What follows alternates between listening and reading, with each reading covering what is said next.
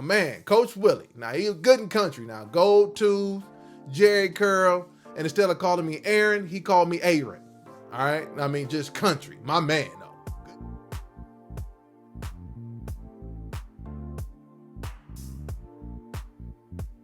What's up? How you doing? Welcome back to A Moment in Time with yours truly, Aaron Thomason. I'm super excited that you're with me, but you know my question, right? So let's go ahead and get through it. Did you bring three people with you? Did you give us three people? Did you put the big fella to work for you this past week? All right.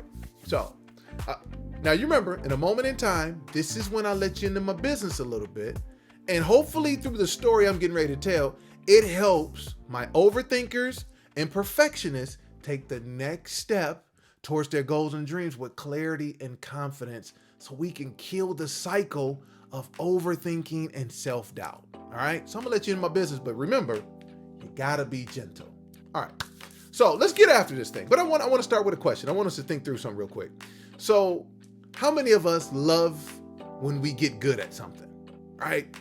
You get good at cooking your favorite recipe, or you finally figured your job out, or you were working on a special project and you doing your thing, or you could be a real estate agent, maybe you're a preacher, or or whatever.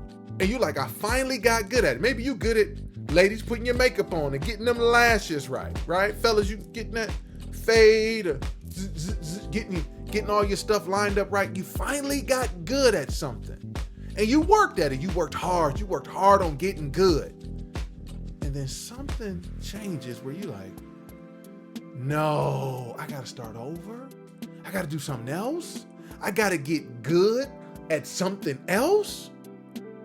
Again, we talked about it before. We don't like that because it's hard, it's uncomfortable, and the results are not guaranteed. So let me give you something now. So growing up, I've always been tall. Like, anybody who knows my mom knows me. Again, sitting in this chair, you can't tell, but I'm 6'8".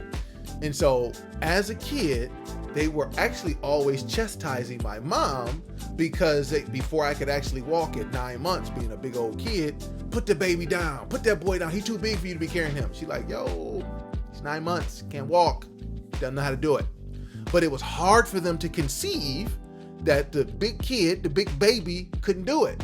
So again, when I started getting into sports, people never believed that I was the age that I was. So guess what I had to do? I had to bring my birth certificate with me.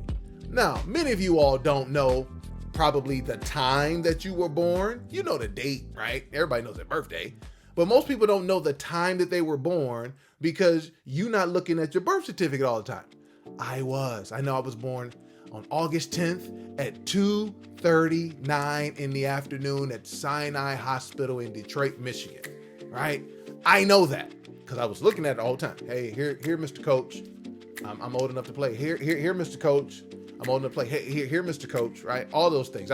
I did that.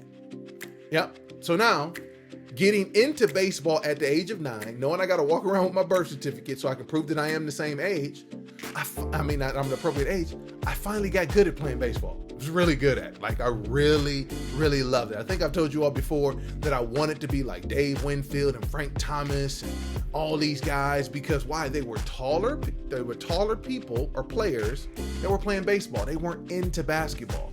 And so actually I hated basketball at first. Absolutely hated it. But I had this one coach, my man, Coach Willie. Now, he was good in country. Now, Gold Tooth, Jerry Curl, and instead of calling me Aaron, he called me Aaron. All right? I mean, just country. My man, though. Good dude, really good man, father, coach, loved playing for him as a kid. But he also coached the basketball team. And because I'm the tallest one on the team, hey, Aaron, come on, play basketball with us. I'm like, Coach Willie, you my man, but I don't really do that, though. I don't really do that basketball thing, but I'm going to do everything you want me out here in this field. So actually, he was working me the whole season. When I tell you working me the whole season, he was working me the whole season. So I finally said, all right, Coach Willie, at least I'll come to tryouts, right? My parents took me because, I ain't old enough to drive. It might have been maybe 12. Not old enough to drive. We go to this practice. And I remember walking up the steps downtown, 1300 Bobian. That was down in Detroit. Those from Detroit know what that is. That's the gym. The PAL gym, the Detroit Police Athletic League gym. I walked in, and as I'm walking up the steps, I can hear the squeak, squeak, squeak, squeak. You know, the kids, I can hear the doom, doom. I can hear the ball bouncing. I can hear, the shots, whoosh. I can hear the kids yelling. I can hear the whistles blowing. I can hear all of that stuff. And I peeked my head in and I looked. I said, oh no, we're not doing this today. No, we can't do that. So my parents, whoever was with me, because I still don't actually remember how I was able at 12 to, drive my parents get my parents to drive me all the way down there, burn up their gas, take up their time, and then actually be able to negotiate and actually not do what we set out to do. Don't ask me how I did that, but it was cool. So they convinced me to stay in the gym and just stand on the sideline and watch.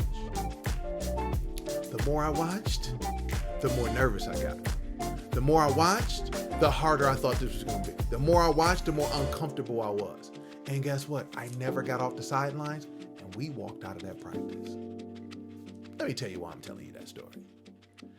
I, as a kid, was not willing to make a change to get better at another sport. I had just gotten good playing basketball, but I'm like, baseball, but now I got to work on another sport that I'm not good at, that I really don't like and I really don't play. Oh no, no, this is too hard. I remember the days in the batting cage swinging that my hands were blistering up, and striking out and not feeling good. But I also remembered when I got good, being able to play good in my neighborhood and playing good on the team.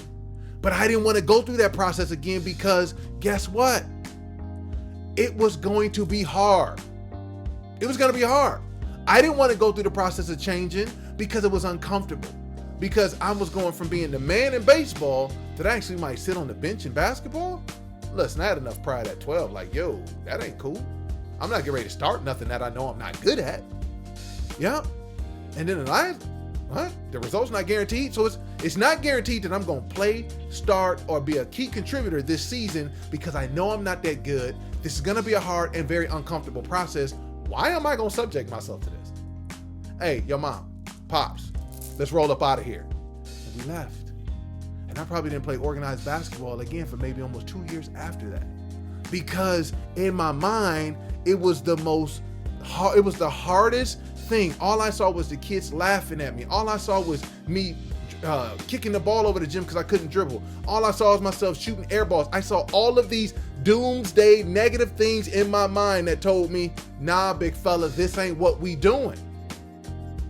And that's what happens to some of you all. You don't see that change is an opportunity. You see that as an obstacle. You're standing in the gym like I was at 12 years old, trying to figure out, how do I get out of this? How do I get a chance to put myself in an environment that I'm comfortable, that I know, even though it's not what I actually want? And you've been thinking about it, you've been second guessing about it, and guess what? The longer you think on your escape route, the quicker you're gonna find that escape route. And that's why some of you all keep watching your years go by, and you're still in the same spot. The only thing that's been changing with you over time has been age, and you frustrated because you're watching people go past you, and it's not because they're better than you. They just took action when you didn't. They just made a decision to do something when you didn't. That's it.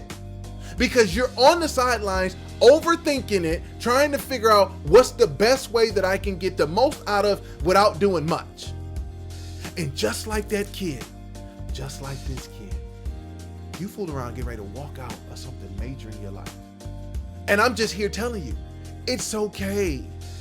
It's okay to change. Yes, it's gonna be hard. Yes, it's initially gonna be uncomfortable. But I promise you the results are gonna be worth it, because who you become in the process is more important than the results at the end of the journey. So yes, don't run out the gym. Don't leave this moment. You're here for a reason, watching this video. I need you to do me a favor. I need you to take that list of those things that you've been avoiding. I need you to take one of them. Just take one of them. Just take one of those things off that list. And here's what I want you to do with one of those things off that list that you've been avoiding that's hard. I want you to, one, hit me on my DMs, click the book now button so we can talk. But minimally, I want you to take one of those things off that list and work on it. Just take one step towards getting it completed. Just take one step. Because I made all those kids in that gym so much better than I was, and made the problem so much more that I lost 2 years of getting better at a sport that I absolutely love today. Paid my way through college, gave me experiences to travel the world.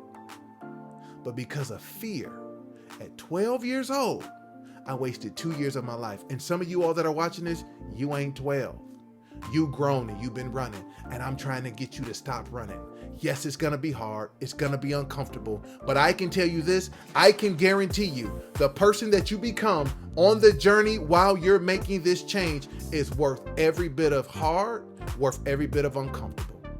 So as you put those things in my DMs, or book now and hit the link, and take one of those things off the list and just tell me what's the one thing that you're working on, so we can encourage and be accountable together, because we're in this together. And here's why you're doing it. Give this to 3 people, because you know somebody else that needs to do the same thing. Don't let them run out the gym. Don't let them waste any more time. You got the solution. It's the video. Put the big fella to work. And remember this. And you tell them too. Just because we're starting out on this journey to get better, it doesn't mean that we weren't already good. So listen to me. Until next time, I'll see you then.